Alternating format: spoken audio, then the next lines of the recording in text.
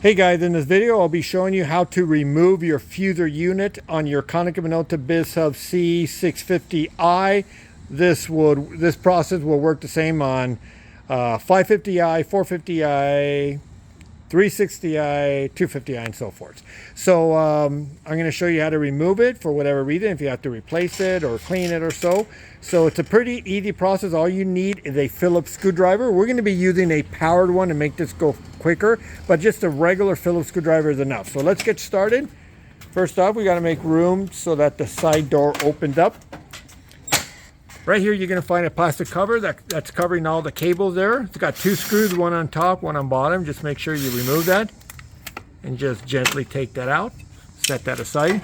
Now you're going to find a whole bunch of cables here. You're going to see a little tie. It's kind of like a plastic tie that's holding the cables together. You just have to put your finger now and kind of like open it, squeeze it out and open it. Now you're going to see three connections here.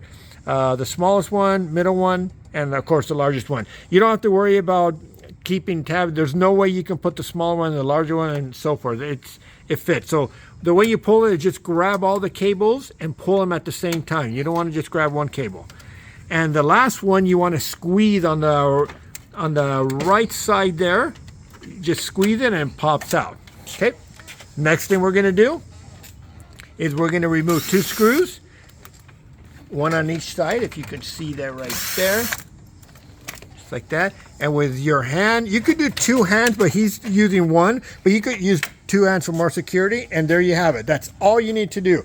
Now to replace it, you just reverse the process. Just slide it in there. Make sure it's seated properly and put the screws in. So that should do it. If you have any questions, go ahead and leave us a comment. And good luck.